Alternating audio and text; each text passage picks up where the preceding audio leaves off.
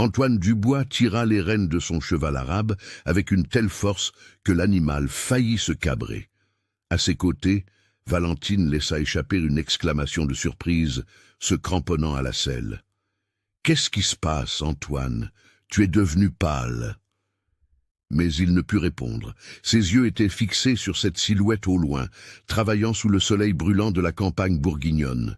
C'était Hélène, son ex-épouse, avec un ventre de femme enceinte, transportant de lourdes bottes de canne à sucre, comme si ce n'était qu'un jour de travail manuel ordinaire. Le monde sembla s'arrêter à cet instant. Le cœur d'Antoine battait si fort qu'il pouvait l'entendre marteler dans ses propres oreilles. Son esprit calculait frénétiquement, tentant d'assembler les pièces d'un puzzle qui n'avait aucun sens. Le divorce avait été prononcé il y a 8 mois. Son ventre semblait être de 7, peut-être 8 mois. Ce bébé ne pouvait être que le sien. Il n'y avait pas d'autre possibilité mathématique. La certitude s'abattit sur lui comme un poids écrasant, lui coupant le souffle. « Antoine, mon Dieu !» insista Valentine, touchant son bras de doigts glacés. « Tu me fais peur, qu'est-ce qui se passe ?» Mais il était déjà descendu de cheval, ses bottes en cuir italien touchant la terre rouge de la ferme. Ses jambes tremblaient, une sensation qu'il n'avait pas ressentie depuis l'enfance. Il commença à marcher vers cette femme qu'il avait un jour promis d'aimer pour toujours, celle qu'il avait laissée derrière lui à la recherche de quelque chose qu'il croyait plus important. Hélène perçut sa présence lorsqu'Antoine fut à mi-chemin. Elle laissa tomber les bottes de canne sur le sol poussiéreux, redressa son dos endolori et leva son visage en sueur. Leurs regards se croisèrent. Dans ce regard, il y avait un mélange complexe d'émotions. Une surprise initiale, qui se transforma rapidement en quelque chose de plus dur, de plus défensif. Elle leva le menton dans un geste de fierté qu'Antoine connaissait très bien, cette obstination caractéristique qu'il avait toujours admirée et qui parfois le rendait fou de frustration. Avant de poursuivre, n'oubliez pas de vous abonner à la chaîne et de nous dire en commentaire d'où vous nous regardez. Hélène. La voix d'Antoine sortit rauque, chargée d'émotions brutes. Il reconnaissait à peine son propre ton. Antoine. Elle prononça son nom comme un mot quelconque, sans intonation particulière. La distance dans sa voix lui fit plus mal qu'il ne s'y attendait. « Qu'est-ce que tu veux ici ?» La question vint coupante, directe, sans embâge. Elle essuya la sueur de son front avec le dos de sa main sale, dans un geste fatigué qui lui brisa le cœur. Antoine pointa son ventre, les mots coincés dans sa gorge. « Tu es enceinte. » « Observateur, comme toujours ?» répondit-elle avec un sarcasme amer. L'ironie dans sa voix était palpable, une arme affûtée pour maintenir la distance. Elle essuya ses mains sur sa simple robe de coton, si différente des vêtements élégants qu'elle portait lorsqu'ils étaient mariés. « De combien de temps ?» La question sortit presque comme un murmure, bien qu'il connaisse déjà la réponse au fond de son cœur. « Presque 8 mois, » répondit Hélène d'une voix ferme, le regardant droit dans les yeux sans dévier. Il y avait du défi dans ce regard, comme si elle disait qu'elle n'avait pas honte de la situation, qu'elle ne s'excuserait pas d'être enceinte. Antoine sentit ses jambes fléchir. Il serra fortement son panama, comme si cet objet pouvait l'ancrer à la réalité qui s'effondrait autour de lui. La mathématique était simple et dévastatrice à la fois. « C'est le mien ?» Ce n'était pas vraiment une question, c'était une affirmation déguisée. Il savait. Il avait fait les comptes mentalement au moins 5 fois au cours des dernières minutes. 8 mois auparavant, ils étaient encore mariés, partageaient encore le même lit, étaient encore mari et femme, même si les disputes étaient déjà constantes et que l'affection se transformait en ressentiment. Hélène ne répondit pas immédiatement. Mais la vérité était inscrite sur chaque ligne de son visage, fatigué. « Pourquoi ne me l'as-tu pas dit ?» La voix d'Antoine se brisa sur le dernier mot, révélant une vulnérabilité qu'il montrait rarement. Des années d'éducation raffinée en Europe, d'entraînement à contrôler les émotions dans les milieux d'affaires, tout disparut à cet instant. Il n'était qu'un homme confrontant une vérité qui changeait tout. « J'ai essayé », répondit Hélène, croisant ses bras protecteurs sur son ventre volumineux. La posture défensive en disait long sur ses sentiments. « Quand ?» Antoine fit un pas en avant, désespéré de comprendre. « Quand as-tu essayé ?»« 3 semaines après que nous ayons signé le divorce, » expliqua-t-elle d'une voix contrôlée, bien que ses yeux commencent à briller de larmes non versées. « Je suis allé au manoir à Paris, j'ai frappé à la porte pendant près de 10 minutes. » Elle fit une pause, déglutissant. « Ta fiancée m'a ouvert. Elle a dit que tu étais occupé à construire ta nouvelle vie, que tu ne voulais plus entendre parler de moi, que je devais disparaître et ne pas gêner tes projets. » Antoine tourna lentement la tête vers l'endroit où il avait laissé Valentine. Elle restait montée sur le cheval beige, assez loin pour faire semblant de ne pas entendre chaque mot, mais assez près pour capter toute la conversation. Sa posture droite, le menton levé, tout en elle criait l'inconfort et la défensive. « Valentine !» l'appela-t-il, la voix plus dure qu'il ne l'avait voulu. « C'est vrai ?» Elle descendit de cheval avec des mouvements gracieux, résultat d'années de leçons d'équitation dans les meilleurs clubs hippiques des Yvelines. Elle marcha vers eux d'un pas mesuré, sa robe d'équitation importée contrastant brutalement avec les vêtements simples et en sueur d'Hélène. « C'est vrai », confirma Valentine, levant le menton dans un geste de défi qui faisait écho à celui d'Hélène, bien qu'ils viennent d'un endroit complètement différent. Elle est apparue au manoir toute décoiffée, en pleurs, parlant de choses du passé que tu essayais de surmonter. Tu l'as renvoyée sachant que c'était important. Antoine pouvait à peine croire ce qu'il entendait. La colère commençait à bouillonner en lui, chaude et incontrôlable. « Je ne savais pas qu'elle était enceinte », répondit Valentine, ajustant son gant de cuir sur ses mains délicates. Sa voix avait ce ton de quelqu'un qui se justifie sans vraiment s'excuser. « Elle n'a rien dit à propos d'un bébé. Elle est juste apparue, voulant te parler, perturber nos projets. Tu essayais de recommencer. » Valentine continua, sa voix devenant plus défensive. « Nous venions de nous fiancer. Je te protégeais des fantômes du passé qui n'apporteraient que de la souffrance. Comment as-tu pu me protéger en m'empêchant de savoir que j'allais être père ?» cria presque Antoine, perdant complètement le contrôle qu'il avait toujours tant valorisé. Ses mains tremblaient de colère et de frustration. « Elle portait mon fils, et tu l'as chassée de la porte comme une miséreuse. » Hélène fit un pas en avant, la voix coupante comme du verre brisé. « Je n'ai pas dit que j'étais enceinte, car quand je l'ai vue là, toute parfumée et élégante, utilisant tes affaires, commandant dans ta maison, j'ai tout compris. 3 semaines, Antoine. Seulement 3 semaines. Et tu m'avais déjà remplacé par une version améliorée. » La douleur dans sa voix était presque tangible, remplissant l'espace entre eux d'un poids suffocant. « Je ne savais pas que tu étais enceinte, » répéta Antoine, plus pour lui-même que pour elle. La culpabilité commençait à s'installer, lourde et suffocante. « Si j'avais su, tout aurait été différent. Et je ne serais pas venu mendier pour que tu me reprennes juste parce que j'attendais un enfant, » répliqua Hélène avec fermeté, la main touchant son ventre protecteur. « J'ai décidé que si tu pouvais m'oublier en 3 semaines, alors je pouvais élever mon fils seul, et c'est exactement ce que j'ai fait. » Antoine regarda autour de lui. Il regarda vraiment pour la première fois depuis son arrivée. La propriété était petite, beaucoup plus petite que tout ce qu'il avait jamais possédé. Environ 36 hectares de terre, une modeste plantation de canne à sucre, une simple maison en bois peinte en blanc, sans les luxes auxquels il s'était habitué. Hélène avait toujours aimé cet endroit. C'était la ferme de sa famille, un héritage laissé par son grand-père qui l'avait élevé lorsque ses parents étaient morts dans un accident de la route. « Tu travailles là-dessus ?» Il désigna les bottes de canne éparpillées sur le sol. Dans cet état, le ton sortit plus accusateur qu'il ne l'avait voulu, chargé d'une inquiétude mal dissimulée. « À quoi t'attendais-tu que je fasse ?» répondit Hélène d'une voix fatiguée. « Une plantation ne se gère pas toute seule.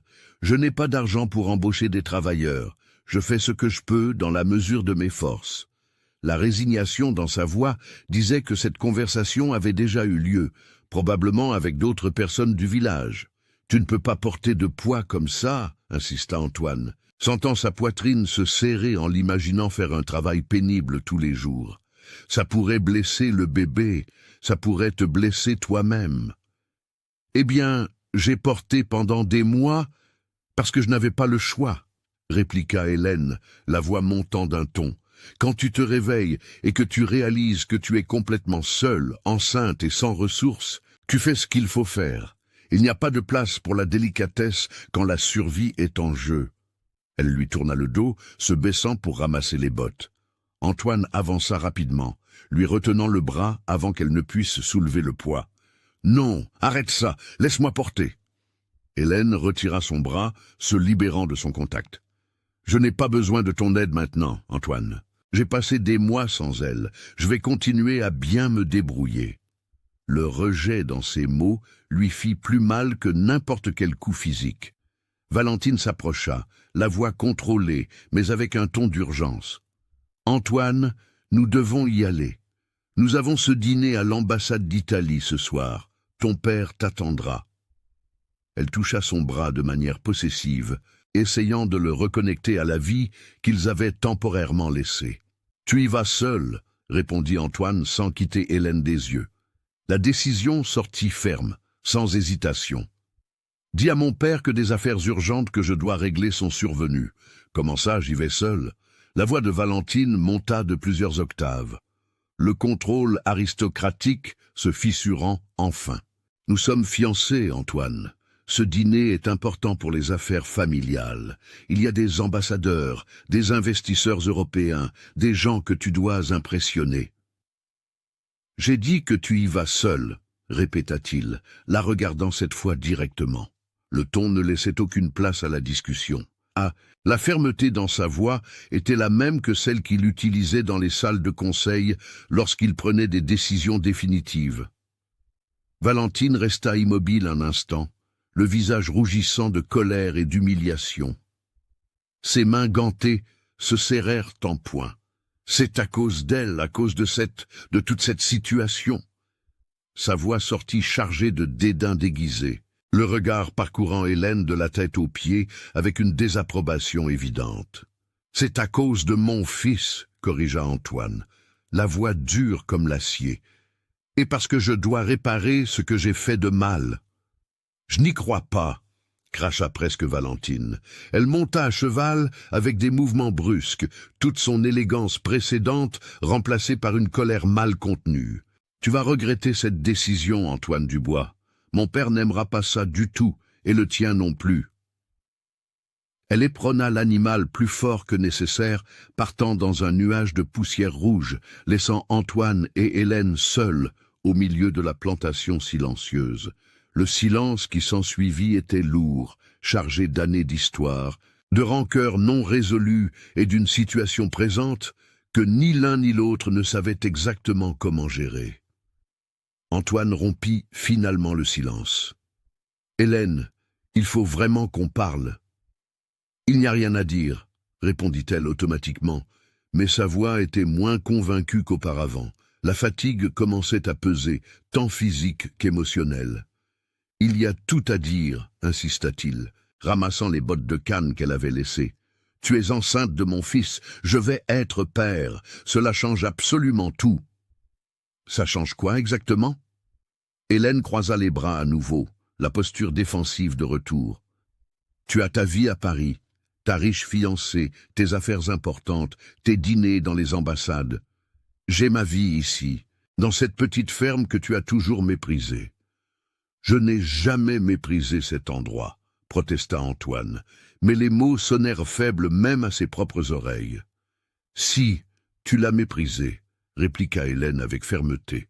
« Chaque fois que tu venais ici quand nous étions mariés, tu te plaignais de la chaleur, de la poussière, du manque de sophistication.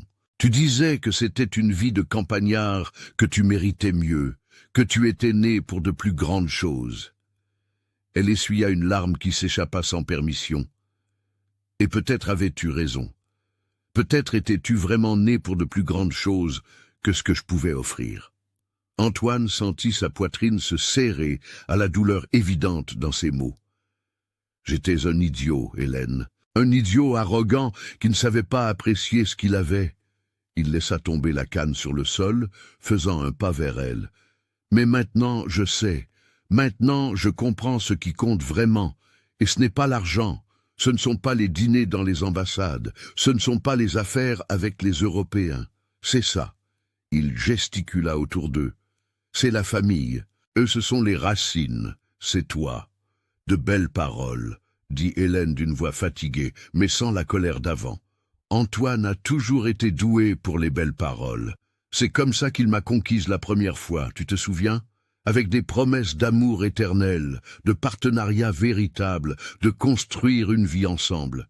Et puis, quand les choses sont devenues difficiles, toutes ces belles paroles ont disparu. Elle secoua lentement la tête. Je ne tomberai pas encore dans le même piège. Je n'essaie pas de te tromper, protesta-t-il, la frustration grandissant. J'essaie de réparer mes erreurs, d'être le père que ce bébé mérite, d'être l'homme que tu méritais que je sois depuis le début. Être père, ce n'est pas des visites sporadiques ou envoyer de l'argent, répliqua Hélène. C'est être présent tous les jours, dans les nuits difficiles, dans les couches sales, dans les pleurs inexplicables. C'est un vrai sacrifice, pas des promesses vides. Alors, laisse-moi prouver, implora presque Antoine. Laisse-moi rester ici, aider au travail, être présent quand le bébé naîtra. Donne-moi une chance de montrer que j'ai changé. Hélène le regarda longuement, étudiant le visage qu'elle avait tant aimé un jour, cherchant des signes de sincérité. « Et ta fiancée? Et ta vie à Paris? Et tous tes projets importants ?» questionna-t-elle, la voix chargée d'un scepticisme justifié. « Je vais rompre les fiançailles, » répondit Antoine avec fermeté, la décision se cristallisant au fur et à mesure qu'il parlait. « Ce n'est pas juste envers Valentine de continuer cet engagement quand mon cœur n'y est plus. »« Il n'y est plus ?» Hélène haussa un sourcil, le sarcasme revenant dans sa voix. « Il y était quand tu l'as demandé en mariage. Il y était quand tu projetais une vie entière à ses côtés. » Antoine baissa la tête, incapable de maintenir le contact visuel face à la cruelle vérité. « Je pensais qu'il y était, » admit-il à voix basse. « Je pensais que je voulais cette vie de haute société, les affaires internationales, la reconnaissance sociale. Valentine représente tout cela. Elle vient de l'une des familles les plus traditionnelles de Paris, a des connexions en Europe, parle 4 langues, tu comprends? C'était tout ce que je pensais dont j'avais besoin pour être heureux et complet. » L'honnêteté de ces mots était douloureuse. « Et maintenant ?» demanda Hélène, la voix plus douce, moins défensive. « Qu'est-ce qui a changé entre hier et aujourd'hui ?»« Te voir ici. » Antoine gesticula autour d'eux à nouveau. « Enceinte, travaillant seule, m'a fait réaliser à quel point j'ai été égoïste. À quel point j'ai poursuivi des choses vides, tout en laissant derrière moi la seule chose réelle que j'ai jamais eue. Tu as toujours été réelle, Hélène, toujours vraie. Et j'ai échangé ça contre quoi? Contre des fêtes vides et des conversations superficielles. Ces fêtes vides et ces conversations superficielles semblaient très importantes quand tu m'as demandé le divorce, rappela Hélène, l'ancienne douleur toujours présente dans sa voix. Tu as dit que je n'étais pas assez ambitieuse, que je me contentais de trop peu, que je t'empêchais d'atteindre ton vrai potentiel. Ce furent tes paroles exactes, Antoine. Elles sont gravées dans ma mémoire, comme si c'était hier. Antoine passa la main dans ses cheveux, un geste de frustration qu'Hélène reconnaissait bien. Je sais ce que j'ai dit et je regrette chaque mot, mais je ne peux pas revenir en arrière et défaire les erreurs. Je peux seulement essayer de faire différemment à partir de maintenant. Il la regarda directement dans les yeux, essayant de transmettre sa sincérité. « Laisse-moi faire différemment, laisse-moi prouver que j'ai appris de mes erreurs. » Hélène soupira profondément, sa main reposant protectrice sur son grand ventre. « Tu peux rester dans la chambre d'amis au fond de la maison, » dit-elle finalement, la voix fatiguée. « Le toit a quelques fuites qui doivent être réparées. La clôture du pâturage nord tombe. Il y a du bois à couper pour l'hiver. Si tu veux vraiment aider, il y a du travail en abondance qui t'attend. La liste sortit automatique, comme si elle avait mentalement organisé toutes les tâches à faire. « Je fais tout cela et plus encore », répondit Antoine rapidement, le soulagement évident dans sa voix. « Montre-moi juste ce qu'il faut faire. » Mais elle leva la main, interrompant son enthousiasme. « Avant que tu ne penses que cela signifie quoi que ce soit, laisse-moi être très clair. Tu restes dans la chambre d'amis. Je reste dans ma chambre. Nous sommes juste deux personnes partageant temporairement une maison jusqu'à la naissance du bébé. Rien de plus. » Entendu. Antoine acquiesça, bien que sa poitrine se serrât à la distance qu'elle établissait. Je n'attends rien d'autre que la chance de prouver ma valeur.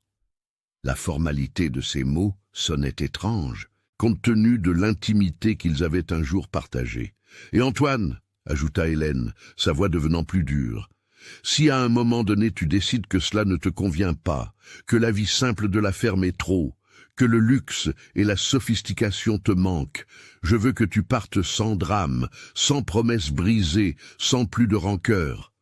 Pars, c'est tout. » « Je ne partirai pas, » promit-il d'une voix ferme. « Pas cette fois, pas quand je sais ce qui est en jeu. »« Nous verrons, » dit Hélène, lui tournant le dos et marchant vers la maison. Ces mots portaient des décennies de scepticisme justifié.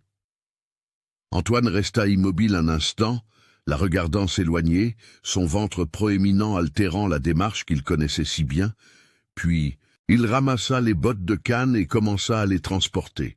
La maison était exactement comme Antoine s'en souvenait, peut-être un peu plus usée par le temps et le manque de ressources pour un entretien adéquat.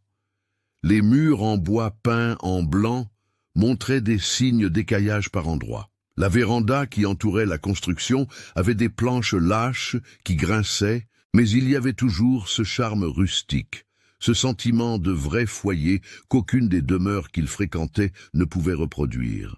La chambre d'amis au fond était petite et spartiate, un lit simple avec un matelas fin, une armoire en bois ancienne, une petite table de chevet avec un tiroir bloqué, une fenêtre donnant sur le pâturage où quelques vaches laitières paissaient tranquillement. Il n'y avait pas de rideaux élégants, de tapis persans ou de tout le luxe auquel Antoine s'était habitué, mais il y avait de la propreté, de l'ordre, de la dignité dans cette simplicité. Antoine posa la petite valise en cuir qu'il portait toujours sur son cheval sur le lit. À l'intérieur, il n'y avait que l'essentiel, des vêtements de rechange, des produits d'hygiène, quelques documents importants.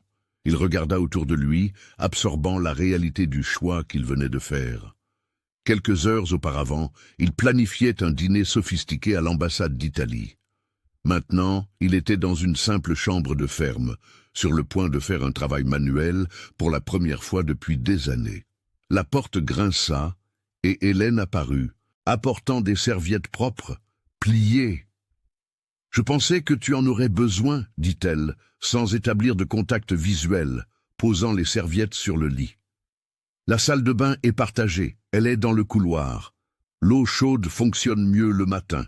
Le soir, parfois, elle met un peu de temps à chauffer. » Les instructions étaient pratiques, objectives, sans aucune chaleur émotionnelle. « Merci, Hélène, » dit Antoine, acceptant les serviettes. « Je voulais te dire que je suis désolé pour tout, pour les mots que j'ai dits quand nous avons divorcé, de ne pas avoir été là quand tu avais besoin de moi, d'avoir laissé Valentine te chasser sans même savoir la raison de ta visite, pour toutes les erreurs que j'ai commises. » Les mots sortirent sincères, chargés d'un véritable repentir qu'il se permettait enfin de ressentir pleinement. « Tes excuses ne changent pas ce qui s'est passé, » répondit Hélène, le regardant finalement. « Elles ne ramènent pas les mois que j'ai passés seul, effrayé, ne sachant pas comment j'allais tout gérer.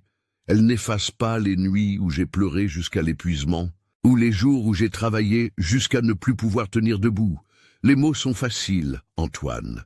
Les actions sont ce qui compte, et tes actions m'ont montré où étaient réellement tes priorités. Je sais, admit-il, sentant le poids total de ses choix. Et je sais qu'il faudra du temps pour que tu me fasses à nouveau confiance, si tant est que tu me fasses confiance un jour. Mais je suis prête à travailler pour cela, Peu importe le temps que cela prendra, je n'attends pas un pardon instantané. J'espère seulement avoir l'opportunité de montrer que je suis capable d'être meilleur que je ne l'ai été. Hélène acquiesça lentement, sa main revenant automatiquement sur son ventre. Le bébé donne beaucoup de coups aujourd'hui. Il semble sentir quand il y a de la tension dans l'air. Elle faillit sourire, mais le sourire n'atteignit pas complètement ses yeux. Le médecin a dit que tout allait bien avec lui, qu'il devrait naître dans environ 3 semaines, peut-être moins. Le pronom masculin confirma ce qu'Antoine soupçonnait déjà. Un garçon. Il allait avoir un fils. « Puis-je » demanda Antoine hésitant, désignant son ventre. Hélène hésita un long moment, clairement partagée entre maintenir la distance et permettre au père du bébé de sentir les mouvements de son fils. Finalement, elle acquiesça brièvement. Antoine s'approcha lentement, comme s'il craignait de l'effrayer. Il posa sa grande main prudente sur le ventre arrondi, sentant à travers le tissu fin de la robe. Le coup vint fort, directement contre sa paume. Antoine sentit ses yeux se remplir de larmes non invitées. C'était réel. Il y avait un fils là-dedans, vivant, bougeant, grandissant. L'émotion qui l'envahit fut accablante. Un mélange de joie, de peur, de responsabilité et d'amour instantané pour quelqu'un qu'il n'avait pas encore rencontré. « Il est fort », dit Antoine d'une voix étranglée, incapable de cacher son émotion. « Très fort », acquiesça Hélène, et un instant la dureté dans sa voix s'adoucit. « Il donne des coups de pied toute la nuit. J'ai du mal à dormir correctement. » Elle posa sa propre main sur celle d'Antoine, un geste inconscient de connexion. « Là, tu as senti ?» Il se retourna complètement. « Je pense qu'il n'a pas aimé la position. » Antoine acquiesça, émerveillé par l'expérience de sentir son fils bouger, réagir aux touches. « Comment vas-tu l'appeler » demanda Antoine, réalisant qu'il n'y avait même pas encore pensé. « Je pensais à Philippe » répondit Hélène. Puis elle sembla réaliser quelque chose. « Mais tu es le père aussi. Tu devrais avoir ton mot à dire sur le choix du nom. » L'offre vint avec réticence, mais elle vint. « Philippe est un joli nom, » dit Antoine sincèrement. « Fort, classique. Si tu l'aimes, je l'aime aussi. Pas besoin de changer juste parce que je suis apparu soudainement. » Hélène retira sa main, faisant un pas en arrière et brisant le moment de proximité. « Je dois commencer à préparer le dîner. Tu dois avoir faim après le voyage. Il y a du riz, des haricots verts, quelques œufs de la ferme. Rien de très élaboré comme tu dois être habitué, mais c'est une nourriture honnête et nutritive. » Sa voix revint à un ton pratique, établissant à nouveau la distance à travers les mots choisis. « Puis-je aider ?» offrit Antoine sincèrement, voulant être utile. Hélène le regarda avec une expression difficile à déchiffrer. « Tu sais cuisiner ?» La question vint chargée d'un doute justifié. Antoine pensa à tous les repas qu'il avait pris dans des restaurants chers, aux dîners préparés par des chefs privés, aux banquets sophistiqués. « Non, » admit-il honnêtement, « je n'ai jamais appris.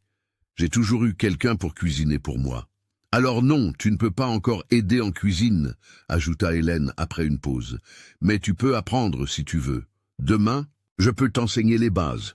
Pour l'instant, tu peux aller te laver de la poussière du voyage. Le dîner sera prêt dans 1 heure. » Elle sortit de la chambre, laissant Antoine seul avec ses pensées et la prise de conscience croissante du nombre de compétences de base qu'il n'avait jamais développées parce qu'il avait de l'argent pour payer d'autres personnes pour le faire à sa place. Antoine prit une douche dans l'eau tiède, remplaça ses vêtements élégants par quelque chose de plus simple qu'il avait apporté dans sa valise et sortit explorer la propriété pendant qu'Hélène cuisinait. Le soleil commençait à se coucher, peignant le ciel d'orange et de rose au-dessus des champs de canne. C'était beau d'une manière honnête, sans artifice. Il n'y avait pas la grandeur des paysages européens qu'il avait visités, mais il y avait quelque chose de plus précieux. Il y avait de l'authenticité. Il y avait de la vérité. Il marcha jusqu'à la petite étable, où 2 vaches laitières se reposaient. L'une d'elles leva la tête, le regardant de ses grands yeux doux.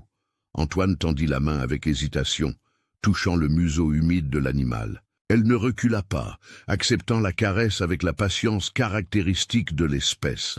À quand remontait la dernière fois qu'il avait été si près d'un animal de ferme? Des années, peut-être une décennie ou plus. Plus loin, un poulailler abritait une vingtaine de poules, qui grattaient et caquetaient, cherchant les derniers grains de maïs de la journée. Certaines étaient déjà perchées dans les nids, se préparant pour la nuit. Un magnifique coq, avec des plumes colorées et une allure fière, patrouillait le périmètre comme une sentinelle vigilante. C'était un microcosme de vie simple, fonctionnel, avec un but clair.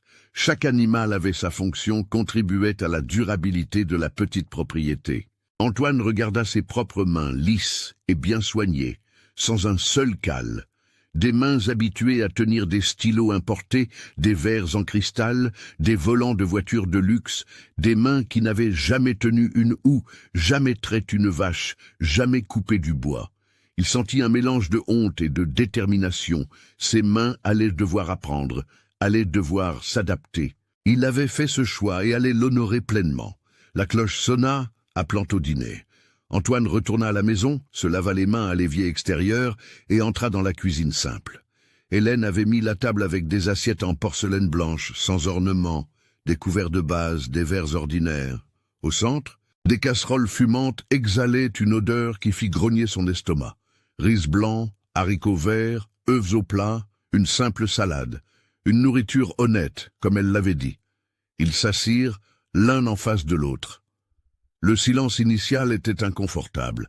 Antoine se servit, prit la première bouchée et fut sincèrement surpris. « C'est très bon », dit-il avec sincérité. « Meilleur que beaucoup de dîners dans des restaurants chers que j'ai fréquentés. » Hélène le regarda avec scepticisme.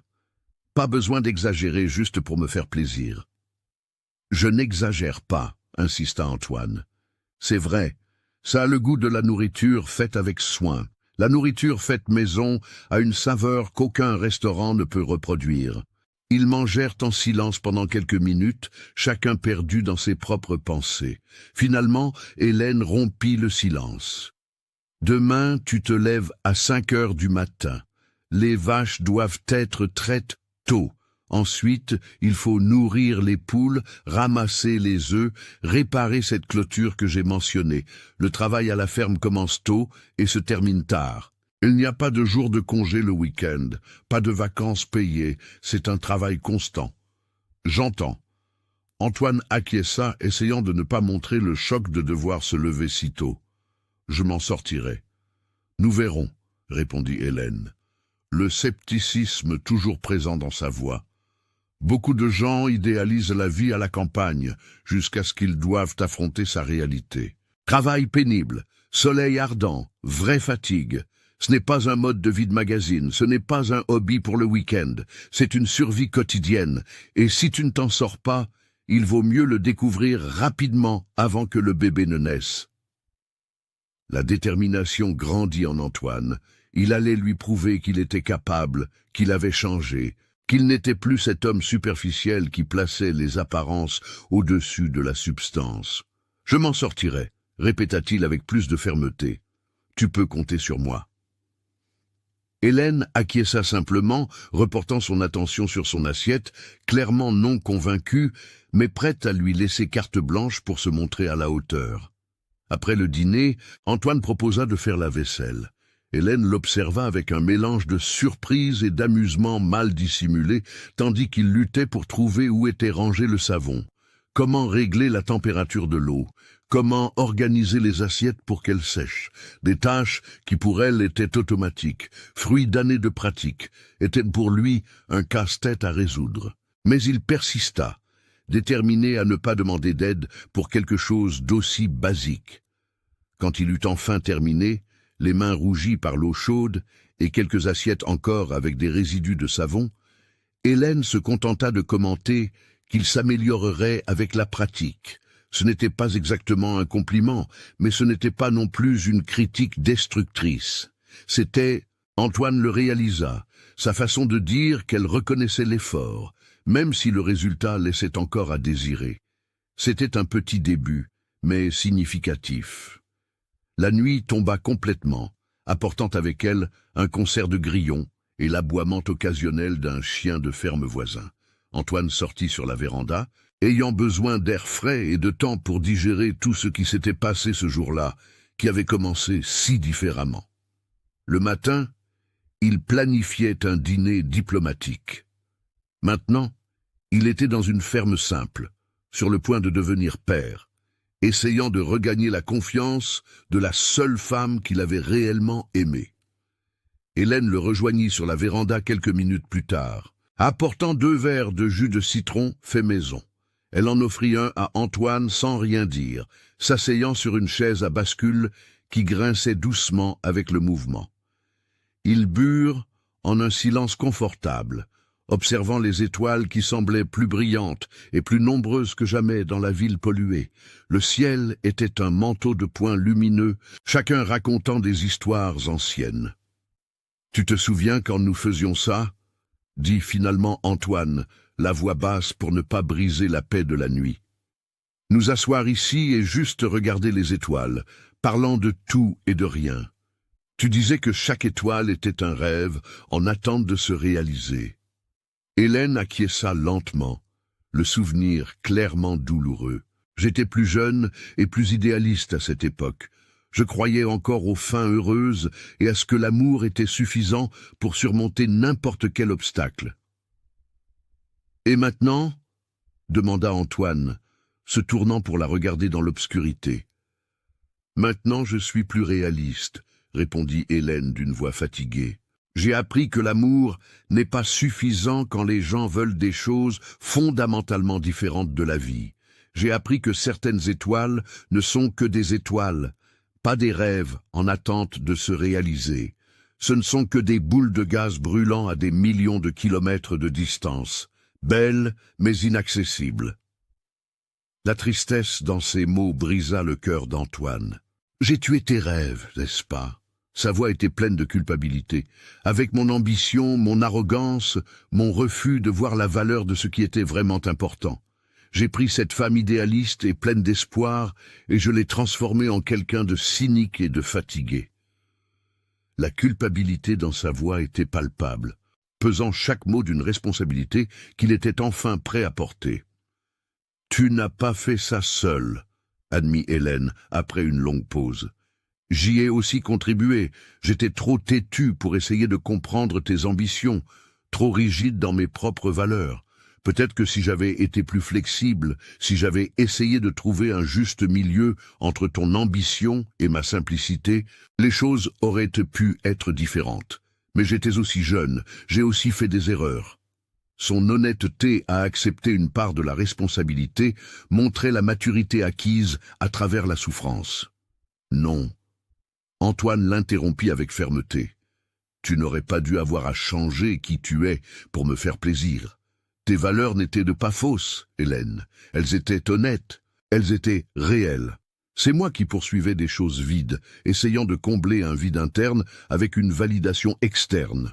Je pensais que si j'avais assez d'argent, assez de reconnaissance sociale, assez de connexions importantes, je me sentirais enfin complet, mais je me sentais juste plus vide chaque jour. » Hélène se tourna pour le regarder, essayant de déchiffrer dans l'obscurité s'il était sincère ou s'il disait simplement ce qu'il pensait qu'elle voulait entendre. « Comment as-tu découvert cela? Qu'est-ce qui a changé entre l'homme qui a demandé le divorce il y a 8 mois et l'homme assis ici maintenant ?» La question venait chargée d'un besoin réel de comprendre, pas seulement d'un scepticisme défensif. « Moi, te voir enceinte et travaillant seule a été le catalyseur, » admit Antoine. Mais la vérité est que l'insatisfaction grandissait depuis des mois. Chaque fête élégante me semblait plus vide que la précédente. Chaque conversation superficielle sur les affaires et les investissements me laissait plus engourdi. Valentine est belle, intelligente, sophistiquée, mais il n'y a pas de vraie profondeur entre nous. Tout est performance et apparence, maintien d'une image sociale. Et tu penses que tu peux revenir à ça? Hélène gesticula autour d'eux, englobant la simple ferme, la vie sans luxe.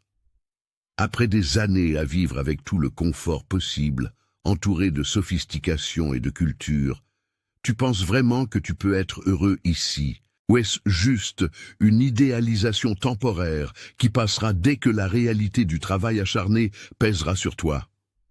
Je ne sais pas, répondit Antoine avec une honnêteté brutale. Je ne vais pas mentir et dire que j'en suis absolument sûr. J'ai passé trop de temps dans une réalité complètement différente, mais je sais que je veux essayer. Je sais que cette vie, aussi confortable qu'elle fut, me tuait de l'intérieur, et je sais que mon fils mérite un père présent, pas un qui apparaît occasionnellement entre des engagements importants. La vérité crue dans ces mots avait son propre poids.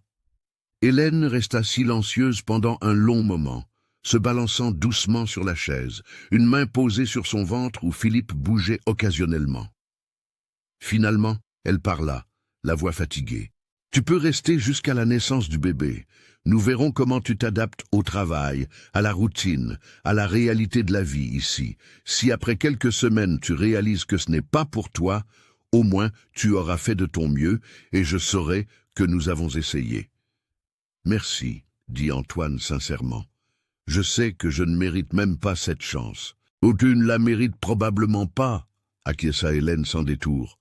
Mais je le fais pour Philippe. Chaque enfant mérite la chance d'avoir ses deux parents présents, si possible. Et si tu prouves que tu as vraiment changé, que tu es engagé non seulement envers le bébé, mais envers cette vie, peut-être pourrons-nous reconstruire une sorte de relation fonctionnelle. Je ne promets rien de plus. C'est plus que ce à quoi je m'attendais, admit Antoine, et plus que ce que je méritais de recevoir après tout. Je travaillerai dur pour prouver que cette chance n'a pas été gaspillée. La détermination dans sa voix était réelle, née d'un désir authentique de changement, pas seulement de mots vides essayant d'impressionner. Ils restèrent sur la véranda jusqu'à ce qu'Hélène commence à bâiller, la fatigue de la grossesse pesant sur elle. « Je dois dormir, dit-elle, se levant avec difficulté de la chaise. Demain commence tôt. Jean, le jeune homme qui aide ici parfois, arrive à 6 heures pour t'enseigner sur les vaches. Il est patient, mais il ne tolère pas la paresse. Si tu veux vraiment apprendre, et fais attention à tout ce qu'il t'enseignera. » Le conseil vint pratique, sans émotion excessive. « Je ferai attention. » Antoine promit, se levant également. Hélène s'arrêta à la porte, se retournant pour le regarder une dernière fois. « Antoine, une chose. Si à un moment donné tu sens que c'est trop, que tu n'y arrives pas, je préfère que tu sois honnête avec moi. Je ne te haïrai pas d'admettre que ça n'a pas marché, mais je te haïrai si tu restes ici malheureux, te martyrisant, créant du ressentiment qui finira par exploser. Entendu ? » Entendu. Il confirma. Et je promets que si nous arrivons à ce point, je serai honnête, mais ça n'arrivera pas. Je ferai en sorte que ça marche. Nous verrons, répéta Hélène une fois de plus, entrant dans la maison et laissant Antoine seul avec les étoiles, les grillons et ses pensées tumultueuses. Il resta là quelques minutes de plus, absorbant la paix de la nuit rurale, si différente du bruit constant de la ville. Puis, il alla dans la simple chambre, se coucha sur le lit inconfortable et tenta de dormir. Le sommeil tarda à venir. Antoine resta à regarder le plafond sombre, digérant tout ce qui s'était passé. Le matin, il était un homme fiancé, planifiant une vie de luxe et de sophistication. Maintenant, il était à nouveau un homme célibataire, du moins dans son esprit, dormant dans une chambre spartiate de ferme, sur le point d'apprendre des travaux manuels qu'il n'avait jamais imaginé faire. Le changement était radical, presque surréaliste, mais il se sentait plus en paix que depuis des mois. Le réveil qu'il avait emprunté à Hélène sonna exactement à 4h45 du matin. Antoine gémit, chaque cellule de son corps protestant contre le fait de se lever si tôt, mais il se força à sortir du lit. Il se lava le visage à l'eau froide qui le réveilla complètement, enfila des vêtements de travail simples et sortit dans la cour où Jean l'attendait déjà, appuyé contre la clôture de l'enclos, avec la patience de celui qui s'était levé tôt toute sa vie. « Bonjour », salua Antoine, essayant de paraître plus éveillé qu'il ne l'était. « Bonjour, monsieur Dubois », répondit Jean d'un léger hochement de tête. C'était un jeune homme d'une vingtaine d'années, peut-être. Peau bronzée par le soleil, mains calleuses, muscles définis par le travail constant. Il avait cette sagesse pratique qui vient d'années de travail de la terre, de compréhension des rythmes de la nature. Madame Hélène a dit que vous vouliez apprendre. C'est vrai? Oui, c'est vrai, confirma Antoine. Et tu peux m'appeler simplement Antoine, sans le monsieur. Je suis ici pour travailler, pas pour être traité avec formalité. Jean l'étudia un instant, évaluant clairement si Antoine était sincère ou juste un autre riche ennuyé jouant au fermier. « Très bien, Antoine, mais sache que le travail à la ferme n'a pas de glamour. C'est sale, c'est lourd, c'est fatigant. Beaucoup de gens de la ville l'idéalisent jusqu'à ce qu'ils prennent l'outil pour la première fois. »« Je comprends, » dit Antoine, essayant de paraître confiant, même sans être vraiment sûr de pouvoir faire tout ce qui serait nécessaire, « et je suis prêt à apprendre, peu importe la difficulté. » Jean acquiesça lentement. « Alors, commençons par les bases. Traire les vaches. Tu as déjà fait ça de ta vie ?» Antoine secoua la tête négativement, ressentant le premier véritable pincement d'inadéquation. « Jamais. Je n'ai même jamais vu quelqu'un le faire de près. » Jean guida Antoine jusqu'à l'étable, où les 2 vaches laitières étaient déjà réveillées, mastiquant calmement le foin que quelqu'un, probablement Jean lui-même, avait mis dans les mangeoires. « Celle-ci, c'est Mimosa, » dit Jean, touchant affectueusement le flanc d'une vache marron clair. « C'est la plus tranquille. Nous allons commencer par elle. Antoine, apporte ce tabouret là-bas et le seau propre. Il faut qu'il soit toujours propre, sinon ça contamine le lait. » Antoine obéit, se sentant maladroit et déplacé en positionnant le petit tabouret à côté de la vache. Il s'assit, ses jambes se plaignant de la position peu naturelle. Jean démontra la technique, ses mains expérimentées se déplaçant avec un rythme pratiqué.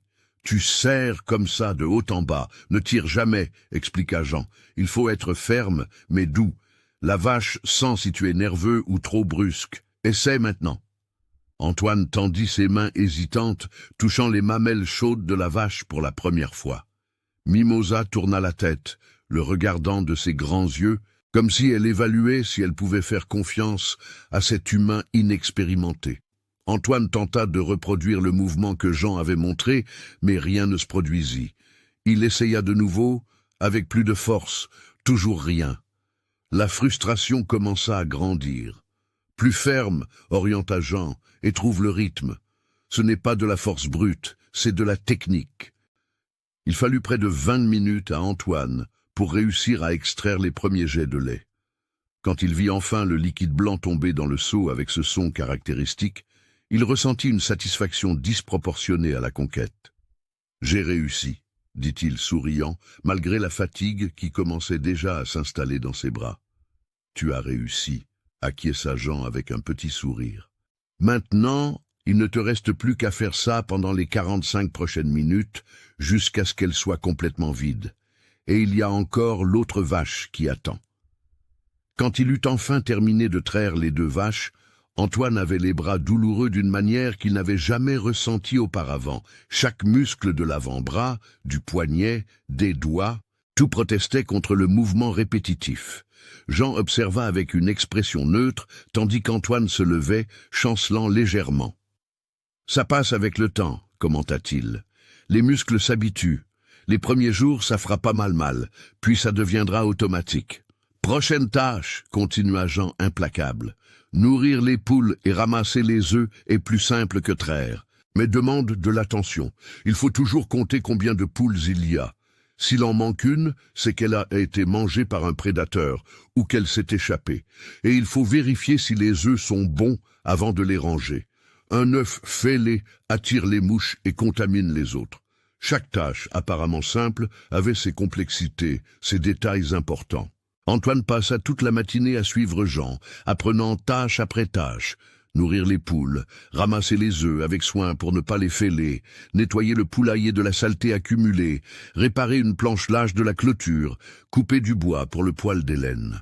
Chaque activité exigeait technique, soin, force physique, et chacune révélait à quel point Antoine était mal préparé pour ce type de vie, malgré toute son éducation formelle et son expérience en affaires. Vers midi, quand le soleil était haut et implacable, Jean fit enfin une pause. « On va déjeuner ? Madame Hélène me prépare toujours à manger quand j'aide ici. Tu dois avoir faim après une matinée comme ça. » Antoine réalisa qu'il avait en effet plus faim qu'il ne s'en souvenait depuis des années. Le travail physique constant avait éveillé un appétit vorace que les repas élégants n'avaient jamais réussi à satisfaire réellement. Hélène avait préparé un déjeuner copieux comme promis. Riz, haricots verts, viande mijotée, salade de laitue et de tomates du potager. Une simple salade. Tout simple, mais abondant, fait pour nourrir des hommes qui travaillaient dur. Les trois s'assirent à table, Antoine et Jean sales, du travail matinal. Hélène les observant tous les deux avec une expression difficile à lire. « Comment ça se passe ?» demanda-t-elle, adressant la question à Antoine comme à Jean. « Il fait des efforts, » répondit Jean diplomatiquement, remplissant généreusement son assiette. « Il a encore beaucoup à apprendre, mais il ne se plaint pas du travail. C'est déjà ça. Beaucoup de gens abandonnent dès le premier jour. » Antoine remercia mentalement Jean de ne pas avoir mentionné le nombre de fois où il avait commis des erreurs, le nombre d'instructions qu'il avait dû écouter 2 ou 3 fois avant de les exécuter correctement, le temps qu'il avait fallu pour accomplir des tâches qui, pour Jean, étaient une question de minutes. « Et toi, Antoine ?» demanda Hélène directement. « Comment tu trouves ça ?»« Difficile, » admit-il honnêtement, ne voyant pas l'intérêt de mentir quand la vérité était évidente. Beaucoup plus difficile que je ne l'imaginais. Chaque tâche a des détails que je n'avais jamais considérés, et mon corps souffre à des endroits que je ne savais pas exister, mais j'aime ça. Il y a quelque chose de satisfaisant à faire un travail qui produit des résultats tangibles immédiats. Hélène acquiesça lentement, semblant satisfaite de son honnêteté. Ça devient plus facile avec le temps. Le corps s'adapte, les muscles se renforcent, les mouvements deviennent automatiques. Mais si tu penses que tu ne peux pas continuer, il vaut mieux le dire tout de suite. Ça ne sert à rien de te tuer au travail par obstination et d'abandonner après quelques semaines. Ce serait pire pour tout le monde, surtout pour Philippe quand il naîtra. « Je n'abandonnerai pas, » dit Antoine avec fermeté, la regardant droit dans les yeux. « Je sais que tu ne me crois pas totalement encore. Et je comprends parfaitement pourquoi, mais je prouverai que j'ai changé, non par des mots, mais par des actions cohérentes. Cela peut prendre des semaines, des mois, des années, si nécessaire, mais je le prouverai. » La détermination dans sa voix avait du poids, née d'une conviction véritable, et non seulement d'un orgueil blessé. Après le déjeuner, Jean enseigna à Antoine comment réparer la clôture du pâturage nord. Le travail exigeait de creuser des trous pour de nouveaux poteaux, de mélanger du ciment, de tenir du bois lourd en place pendant que le ciment séchait. C'était un travail brutal, sous le soleil ardent de l'après-midi. Antoine sentit des ampoules se former dans la paume de ses mains, non habituées aux manches rugueux de la pelle. La sueur coulait sur son visage, dans son dos, trempant complètement la simple chemise qu'il portait.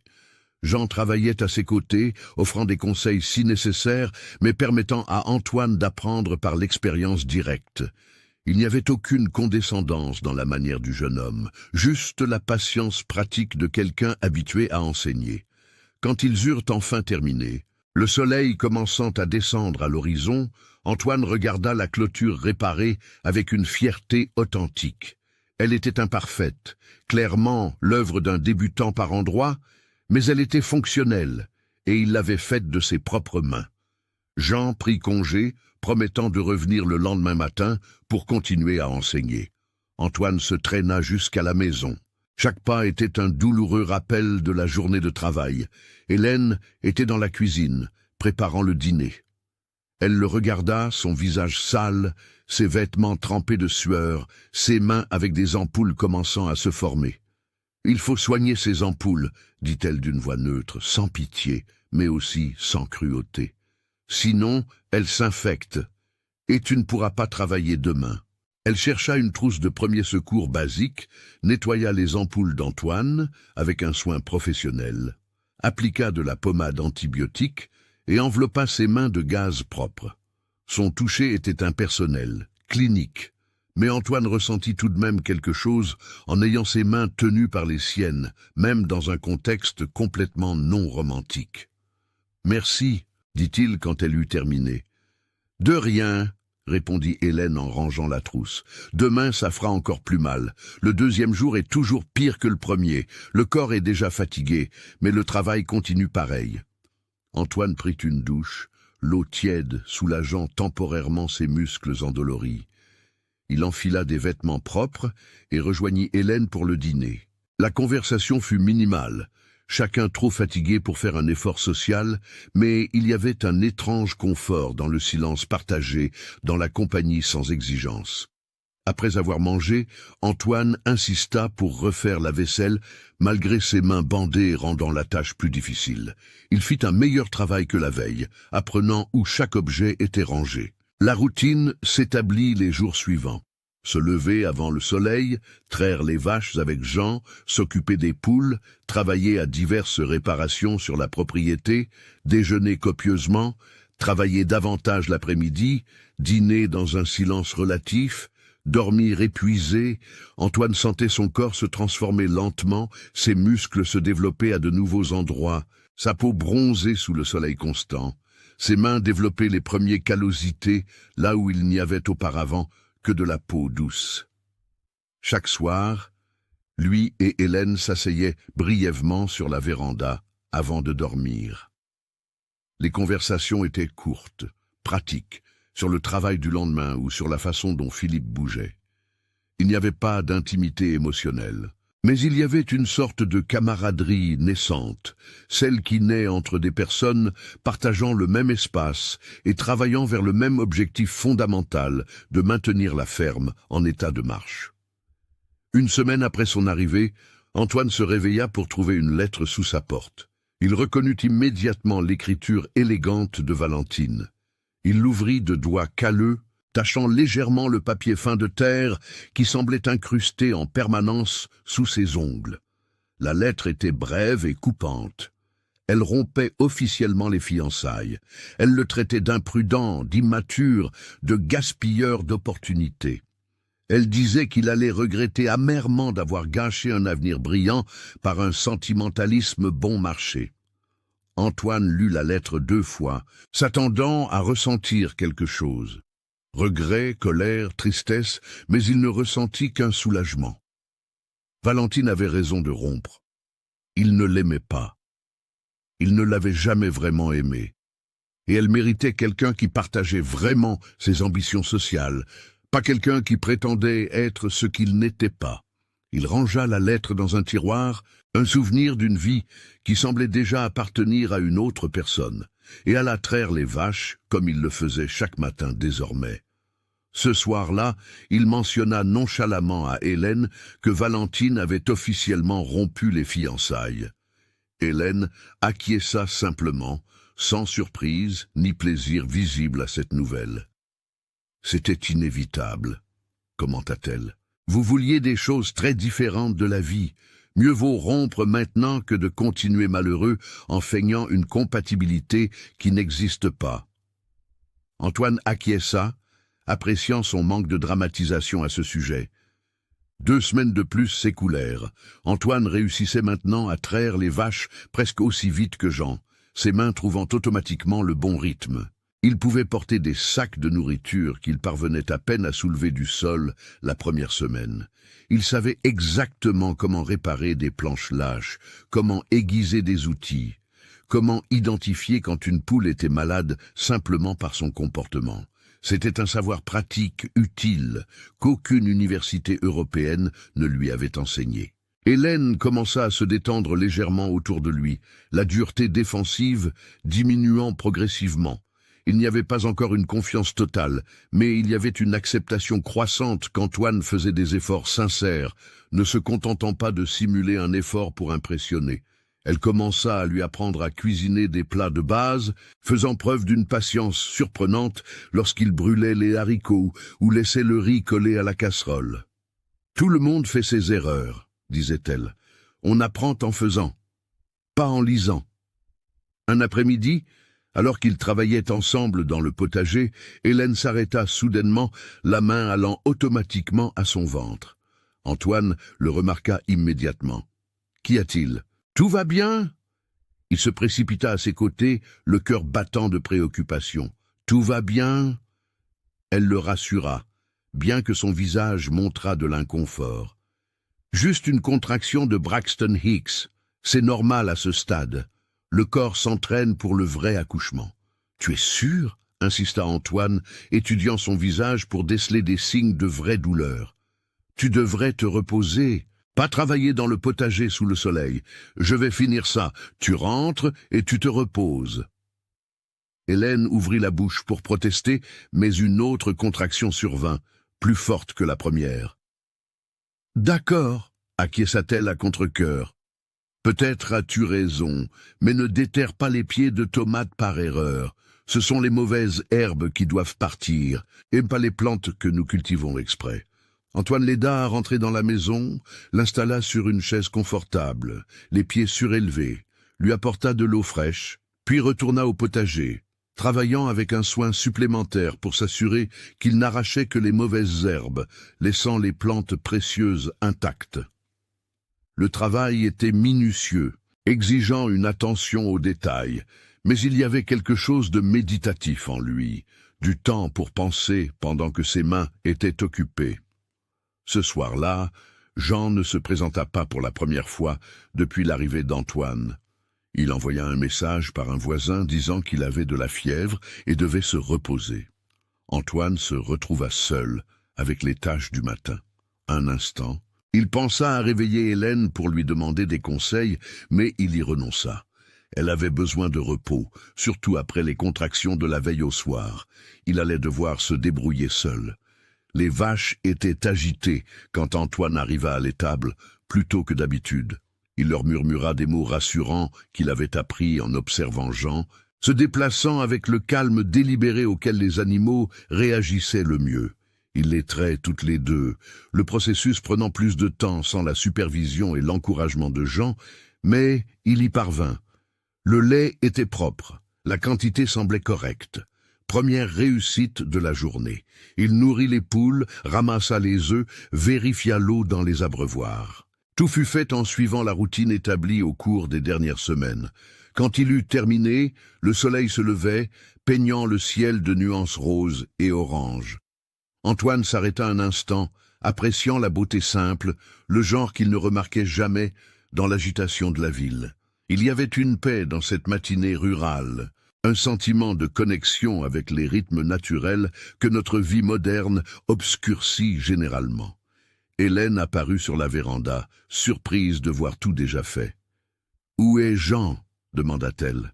« Il est malade aujourd'hui » expliqua Antoine. « Il a fait savoir qu'il ne viendrait pas, alors j'ai tout fait seul. J'espère que c'était bien fait. » Hélène inspecta le travail, vérifiant le lait et comptant les poules, regardant les œufs ramassés. Son visage montra une surprise sincère lorsqu'elle se tourna vers lui. « Tu as tout fait parfaitement, même mieux que ce à quoi je m'attendais pour quelqu'un qui travaille seul pour la première fois. » Le compliment, aussi petit fut-il, réchauffa quelque chose en Antoine, de manière disproportionnée. C'était une reconnaissance authentique de compétences acquises par un effort réel, pas des éloges vides basés sur le statut social ou les liens familiaux. « Merci », dit-il simplement. « J'avais peur de gâcher quelque chose d'important sans Jean pour m'orienter, mais j'ai suivi tout ce qu'il m'a appris ces dernières semaines. »« Tu as fait attention », observa Hélène. « Beaucoup de gens écoutent les instructions, mais ne font pas vraiment attention. Tu as appris. » Les jours continuèrent de passer, chacun apportant de petites victoires et des défis constants. Antoine apprit à lire le temps, observant le ciel et le comportement des animaux. Il apprit que les poules s'agitent avant les orages, que les vaches se dirigent vers les zones protégées lorsqu'elles sentent des changements de pression atmosphérique. Un savoir ancien, transmis à travers des générations de personnes vivant proches de la Terre, maintenant absorbé par quelqu'un qui pensait que l'éducation signifiait seulement les livres et les théories. Un matin, presque 3 semaines après l'arrivée d'Antoine, Hélène descendit prendre son café plus tard que d'habitude. Elle avait des cernes profonds sous les yeux, se déplaçant avec une prudence évidente. « Tu as mal dormi ?» demanda Antoine, lui servant du café sans qu'elle ait besoin de le demander. « Les contractions ont duré toute la nuit, admit-elle, acceptant la tasse avec gratitude. Ce ne sont pas encore des contractions de travail, juste des contractions préparatoires, mais elles sont assez inconfortables pour empêcher un sommeil décent. Madame Françoise, la sage-femme, a dit qu'il ne restait probablement qu'une semaine maintenant, peut-être moins. Tu devrais l'avertir que les contractions ont augmenté, suggéra Antoine, la préoccupation évidente dans sa voix. Juste pour s'assurer que tout se passe normalement. Je vais envoyer Jean la chercher quand il arrivera. Ou je peux y aller moi-même, si tu préfères. Hélène réfléchit un instant, puis acquiesça. Ce serait bien d'avoir sa confirmation que tout progresse comme il se doit. Madame Françoise habite à environ 5 kilomètres d'ici, à la ferme des Bertrands. Tu sais y aller à cheval ? Antoine sella le cheval, suivant les instructions qu'Hélène lui donna sur le chemin de la propriété des Bertrands. La promenade était belle, traversant des champs de cannes ondulant dans la brise matinale, de petits ruisseaux serpentant dans le paysage, des fermes occasionnelles avec des enfants jouant dans les cours. C'était un monde complètement différent de celui où il avait grandi, mais il y avait en lui quelque chose de fondamental et de réel, qui résonnait d'une manière que la vie urbaine n'avait jamais pu faire. Madame Françoise était une femme d'une 60aine d'années, petite et robuste, avec des mains fermes et des yeux perspicaces qui semblaient voir à travers les gens. Elle écouta le récit d'Antoine sur les contractions nocturnes d'Hélène, posa quelques questions spécifiques sur la fréquence et l'intensité, puis acquiesça d'un air décidé. « Je vais prendre mes affaires et aller la vérifier. C'est probablement normal, mais mieux vaut être sûr. Tu es le père du bébé ?» La question vint directe, sans détour. « Oui », confirma Antoine, croisant son regard sans détourner les yeux. « Et je suis aussi son ex-mari. Nous travaillons à reconstruire ce que j'ai brisé par mes mauvais choix. » Madame Françoise l'étudia longuement, puis quelque chose qui pouvait être de l'approbation passa sur son visage. « Au moins, tu es honnête au sujet de tes erreurs. C'est plus que beaucoup d'hommes n'y arrivent. » Elle prit un sac en cuir usé par l'usage. « Allons-y. Plus tôt je l'examinerai, plus tôt nous serons sûrs que la mère et le bébé vont bien. » Le retour à cheval se fit dans un silence confortable, Madame Françoise montant avec l'aisance de quelqu'un qui avait passé toute sa vie en selle. Quand ils arrivèrent, Hélène était sur la véranda attendant clairement. La sage-femme descendit avec une agilité surprenante pour son âge, montant les marches d'un pas confiant. « Allons voir comment vous allez, vous et ce petit gars, » dit-elle d'une voix maternelle, guidant Hélène à l'intérieur de la maison. Antoine attendit sur la véranda, anxieux d'une manière qu'il n'avait jamais ressentie dans les salles de réunion d'affaires, où les négociations de millions. C'était réel. Cela avait des conséquences réelles qui importaient plus que n'importe quel accord commercial. Il fit les 100 pas, essayant d'entendre les conversations étouffées venant de l'intérieur. Jean arriva, surpris de voir Antoine si visiblement nerveux. « Tout va bien ?» demanda-t-il. « Madame Françoise examine Hélène », expliqua Antoine. « Les contractions ont augmenté pendant la nuit. » Les deux hommes attendirent ensemble. Jean avec la patience de celui qui avait grandi à la campagne où le rythme de la nature ne peut être précipité. Antoine luttant pour apprendre cette même patience. Finalement, après ce qui sembla des heures, mais ne fut probablement que 30 minutes, Madame Françoise sortit. « Tout progresse normalement, » annonça-t-elle. « Le bébé est en bonne position. » Battement de cœur fort. D'après mes estimations, il naîtra dans les 3 à 5 prochains jours, peut-être même aujourd'hui ou demain, si les contractions continuent d'accélérer. Elle se tourna spécifiquement vers Antoine. « Tu voudras être présent à l'accouchement ?» La question était directe, sans jugement, juste pratique. Antoine hésita, regardant vers la porte où se trouvait Hélène. « J'aimerais beaucoup, » Mais c'est la décision d'Hélène de m'y laisser. C'est une situation très intime. Je ne forcerai pas ma présence si elle préfère l'intimité. La considération dans ces mots montrait une réelle croissance en empathie et en respect de son autonomie. « Je vais lui demander », dit Madame Françoise, retournant à l'intérieur. Antoine et Jean attendirent à nouveau, la tension palpable dans l'air. Quand la sage-femme revint, elle était accompagnée d'Hélène, se déplaçant lentement mais déterminée. « Je veux que tu sois présent », dit Hélène directement à Antoine, la voix ferme, malgré son nervosisme visible. « C'est ton fils aussi. Tu devrais être là quand il arrivera au monde, si tu veux être là, bien sûr. »« Je veux », répondit Antoine immédiatement, l'émotion lui serrant la gorge. « Merci beaucoup de me donner cette chance. »« Je ne te donne pas une chance, » corrigea Hélène gentiment. « Je reconnais ton droit en tant que père. » Et aussi, elle fit une pause, la voix devenant plus douce. « Tu as prouvé ces dernières semaines que tu es engagé, que tu ne disparaîtras pas quand les choses deviendront difficiles. Cela signifie quelque chose. » Madame Françoise les instruisit tous deux sur ce à quoi s'attendre lorsque le vrai travail commencerait. Elle décrivit les étapes, les signes de progression, quand il était temps de la rappeler pour l'accouchement lui-même.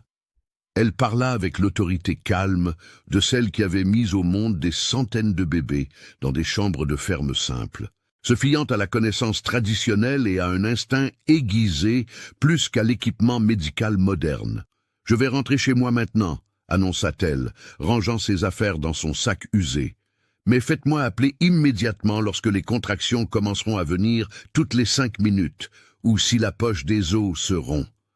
Peu importe l'heure, le jour ou la nuit, vous savez où me trouver. » Elle regarda sévèrement Antoine. « Et toi, jeune homme, tu devras être fort pour elle. L'accouchement n'est pas facile. Elle aura besoin de soutien, pas de quelqu'un qui s'évanouit ou panique. » « Je serai fort, » promit Antoine, bien que intérieurement il ressentit une peur croissante de l'inconnu. Il n'avait jamais assisté à une naissance. Il savait à peine à quoi s'attendre, hormis les descriptions cliniques qu'il avait lues dans les livres. Mais il serait là, ferme, faisant ce qui était nécessaire pour Hélène et pour Philippe.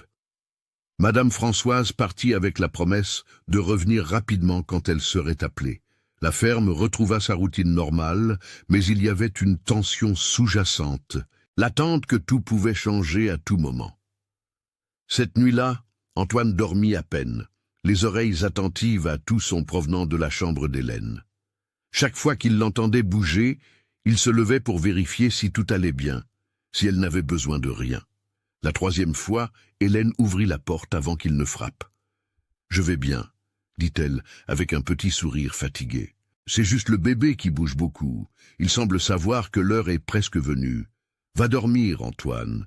Tu auras besoin d'énergie quand le travail commencera vraiment. » Mais le travail commença seulement 2 matins plus tard.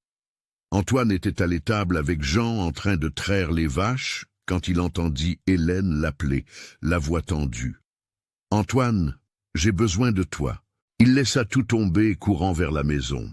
Il trouva Hélène dans la cuisine, se tenant le ventre, le visage pâle.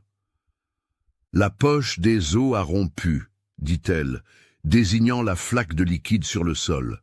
« Et les contractions sont fortes, beaucoup plus fortes qu'avant. »« Jean, » appela Antoine, « va chercher Madame Françoise. Cours !» Le jeune homme acquiesça, courant déjà vers son cheval. Antoine guida Hélène prudemment vers la chambre, l'aidant à s'allonger sur le lit qui avait été préparé avec des draps propres exactement pour ce moment. « Respire profondément », l'instruisit-il, essayant de paraître plus calme qu'il ne se sentait. « Tu te souviens de ce que Madame Françoise a dit ? Des respirations profondes pendant les contractions. » Les contractions venaient de plus en plus près, chacune faisant serrer les dents à Hélène et tenir la main d'Antoine, avec une force suffisante pour blesser. Mais il ne se plaignit pas, se contentant de murmurer des encouragements, d'essuyer la sueur de son front avec un linge humide, de compter les minutes entre les contractions, comme Madame Françoise l'avait instruit. Cela sembla une éternité, Mais ce ne furent probablement que 20 minutes avant que Jean ne revienne avec la sage-femme. Madame Françoise entra dans la chambre comme un général, prenant le commandement de la bataille, évaluant rapidement la situation avec des yeux expérimentés. Elle examina Hélène, posa quelques questions, puis acquiesça satisfaite. Ça progresse bien. Dilatation de 7 centimètres déjà. Ce bébé est pressé d'arriver. Elle regarda Antoine. Tu restes ou tu sors? Je reste, répondit-il fermement. Alors tu fais ce que je dis, quand je le dis, sans discuter. Entendu? Entendu. Les heures suivantes furent les plus intenses de la vie d'Antoine. Hélène criait avec les contractions les plus fortes, lui serrait la main jusqu'à ce que ses os lui fassent mal, jurait occasionnellement lorsque la douleur devenait insupportable. Madame Françoise commandait tout avec une efficacité calme, instruisant quand pousser, quand respirer, quand se reposer entre les contractions. Antoine suivait les ordres, tenant Hélène, essuyant son visage, offrant de l'eau, murmurant des encouragements constants. Encore une fois, Hélène, instruisit Madame Françoise. Les mains positionnées pour recevoir le bébé. Une grosse poussée maintenant. Tu y arrives, c'est la dernière. Hélène cria, le son venant d'un endroit profond et primitif, tout son corps se contractant dans un dernier effort monumental. Et puis un autre son emplit la chambre, le cri fort et indigné d'un nouveau-né. « C'est un garçon !» annonça Madame Françoise inutilement, soulevant le bébé mouillé et couvert de vernix. Antoine sentit des larmes couler sur son visage sans honte, tandis qu'il observait la sage-femme nettoyer rapidement Philippe, l'évaluer de ses yeux expérimentés, puis l'envelopper dans un tissu doux. « Il est parfait, déclara-t-elle. 10 doigts, 10 orteils, poumons forts au son de ce cri. » Elle plaça le bébé dans les bras d'Hélène. « Voici ton fils. Mère, tu as fait un excellent travail. » Hélène tint Philippe contre sa poitrine, pleurant elle aussi. Un mélange d'épuisement, de soulagement et d'amour instantané transformant son visage. « Bonjour, mon amour, » murmura-t-elle au bébé qui pleurait encore. « Bonjour, Philippe, ta maman est là. » Antoine resta à ses côtés, observant la mère et l'enfant, sentant quelque chose de fondamental changer en lui. C'était son fils. Cette petite vie qui venait d'entrer dans le monde était la sienne à protéger, nourrir, aimer inconditionnellement. « Tu veux le prendre ?» demanda Hélène après quelques minutes, regardant Antoine avec une expression plus douce qu'il n'en avait vue depuis des semaines. Antoine acquiesça, incapable de former des mots. Tendant les bras avec une infinie précaution, Hélène lui transféra le bébé, le poids léger mais substantiel, chaud, vivant. Antoine regarda le petit visage rouge, les yeux serrés, la bouche qui s'ouvrait et se fermait cherchant de la nourriture, et sentit son cœur se dilater d'une manière qu'il n'avait jamais imaginé possible. « Bonjour, Philippe, » murmura-t-il, la voix étranglée. « Je suis ton père. Je suis désolé de ne pas avoir été là depuis le début, mais je suis là maintenant et je serai toujours là, je le promets. » Ces mots étaient un vœu plus sérieux que n'importe quel serment qu'il ait jamais prononcé dans sa vie. Madame Françoise acheva les soins post-partum pour Hélène, s'assurant que tout allait bien, qu'il n'y avait pas de complications. Puis elle enseigna à Antoine comment tenir Philippe correctement, comment donner le bain au bébé, comment changer les couches. « Vous aurez beaucoup de nuits blanches devant vous », prévint-elle avec un sourire entendu. Les nouveau-nés ne connaissent pas les horaires pratiques, mais ça vaut chaque minute de sommeil perdu. Elle rangea ses affaires, satisfaite que la mère et le bébé soient en bonne santé. « Je reviendrai demain pour voir comment vous allez, mais pour l'instant, reposez-vous. »« Tu as été incroyable, » dit-elle à Hélène, « et tu t'en es bien sorti pour un jeune père, » ajouta-t-elle à Antoine. Après le départ de Madame Françoise, Antoine s'assit au chevet du lit où Hélène se reposait, Philippe dormant paisiblement dans ses bras.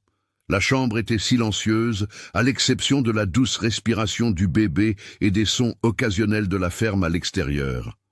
La lumière de l'après-midi entrait par la fenêtre, créant des motifs dorés sur les murs en bois. C'était un moment parfait, simple et profondément significatif. « Merci, » dit Hélène doucement, regardant Antoine. « D'être ici, d'être resté, de ne pas avoir abandonné, même quand c'était difficile. Tu as vraiment prouvé quelque chose ces dernières semaines. Non seulement pour moi, mais pour toi-même, je pense. L'honnêteté dans ces mots le toucha profondément. Une reconnaissance authentique qu'Antoine avait besoin d'entendre. « C'est moi qui te remercie », répondit-il, la main se tendant pour toucher délicatement la petite tête de Philippe. « De me donner cette chance, de me laisser faire partie de cela. J'ai gaspillé tellement de temps à poursuivre des choses vides, alors que tout ce qui comptait était ici. Notre famille, cette vie réelle. » Il fit une pause, choisissant ses prochains mots avec soin. « Je sais que nous avons encore beaucoup à travailler entre nous. Je sais que la confiance ne se reconstruit pas du jour au lendemain, mais je veux essayer. Je veux être le mari que tu mérites, le père dont Philippe a besoin. » Hélène resta silencieuse un long moment, étudiant son visage, cherchant la sincérité ou des signes de promesse qui seraient de nouveau brisés. Ce qu'elle trouva sembla la satisfaire, car elle acquiesça finalement. « Je veux aussi essayer. Je ne promets pas que ce sera facile ou que je pardonnerai tout instantanément. Mais tu as montré un réel engagement, et cela mérite une véritable chance de recommencer. Allons-y doucement, un jour à la fois, et construisant quelque chose de solide, au lieu de nous précipiter vers quelque chose qui s'effondrera à nouveau. » Les mois suivants furent intenses, d'une manière complètement nouvelle. Antoine apprit rapidement que Madame Françoise avait raison à propos des nuits blanches. Philippe se réveillait toutes les 2 heures, parfois plus souvent, voulant manger ou ayant besoin d'un changement de couche, ou simplement voulant être tenu. Antoine partageait les quarts de nuit avec Hélène, se levant quand elle était trop épuisée, marchant dans la chambre avec le bébé qui pleurait, chantant des berceuses qu'il improvisait quand il n'en connaissait aucune traditionnelle. Jean prit en charge plus de tâches matinales à la ferme pour donner à Antoine le temps d'aider avec Philippe. Le jeune homme ne commenta jamais le changement d'arrangement, se contentant de faire le travail avec une efficacité silencieuse, permettant au nouveau père de naviguer dans les eaux inconnues de la paternité. Les voisins commencèrent à apparaître avec des cadeaux, des vêtements de bébé que leurs propres enfants avaient dépassés, des couvertures faites à la main, des conseils non sollicités, mais bien intentionnés sur les soins aux nourrissons. Antoine se retrouva à faire des choses qu'il n'avait jamais imaginé faire, changeant des couches sales sans se plaindre, lavant de petits vêtements à la main, apprenant à distinguer les différents types de pleurs de bébé. Philippe qui pleurait de faim sonnait différemment de Philippe mal à l'aise avec une couche sale, qui, à son tour, sonnait différemment de Philippe voulant simplement de l'attention. C'était un nouveau langage, appris par essai et erreur et de longues nuits de pratique. 1 semaine après la naissance, dans le calme de la nuit, Philippe dormant enfin après une séance de coliques particulièrement difficile, Hélène trouva Antoine sur la véranda, regardant les étoiles, comme il le faisait occasionnellement avant la naissance du bébé. « Puis-je me joindre à toi ?» demanda-t-elle. « Toujours », répondit-il, l'aidant à s'asseoir avec précaution sur la chaise à bascule, son corps se remettant encore de l'accouchement. Ils restèrent en silence confortable pendant quelques minutes, existant simplement dans l'espace l'un de l'autre. Puis Hélène parla. « Je pensais et je veux te dire quelque chose. » Antoine se tourna vers elle, attentif. « Quand tu es apparu ici il y a quelques semaines, je ne croyais pas que tu resterais. Je pensais que c'était une impulsion émotionnelle, que cela durerait quelques jours jusqu'à ce que la réalité du travail acharné te fasse fuir, mais tu es resté, et plus que cela, tu t'es adapté. Tu as réellement changé. »« Je devais changer, » répondit Antoine honnêtement. « L'homme que j'étais ne te méritait pas, ne méritait pas d'être père. J'étais tellement perdu à chercher la validation externe que j'ai perdu de vue ce qui donnait réellement un sens à la vie. Te voir enceinte seule m'a forcé à affronter à quel point mes choix avaient blessé quelqu'un que j'aimais et que j'aime encore. » La confession sortit naturelle, vraie. Hélène prit sa main, entrelaçant ses doigts calleux avec les siens. « Je t'aime aussi, Antoine. Je n'ai jamais complètement arrêté, même quand je le voulais, même quand j'étais furieuse contre toi, déçue, blessée. Une partie de moi aimait encore l'homme que tu as été un jour. Et maintenant, en voyant l'homme que tu deviens, l'amour revient plus fort, différent qu'avant, plus mature, plus réel. Antoine serra sa main, ne se fiant pas à sa voix pour répondre immédiatement, sans se briser. Quand il parla finalement, les mots sortirent chargés d'émotion. « Épouse-moi à nouveau, Hélène. Non pas parce que tu es enceinte, non par obligation ou pour Philippe, mais parce que je t'aime et je veux passer le reste de ma vie à prouver que je suis digne de cet amour chaque jour par des actions, pas seulement des mots. Laisse-moi être ton mari pour de vrai cette fois. » Hélène le regarda, les larmes coulant librement maintenant. Un sourire illuminant son visage d'une manière qui rivalisait avec les étoiles au-dessus. « Oui, dit-elle, la voix ferme, malgré les larmes. Oui, 1000 fois oui, parce que tu as prouvé tout ce qu'il fallait prouver. Que le vrai changement est possible, que l'amour peut être reconstruit plus fort après s'être brisé, que l'engagement véritable vaut plus que toute richesse matérielle. Tu es l'homme que j'ai toujours su que tu pouvais être. » Antoine la tira dans une étreinte serrée, tous deux pleurant maintenant, libérant des mois de tension, de peur, d'espoir, d'amour refoulé.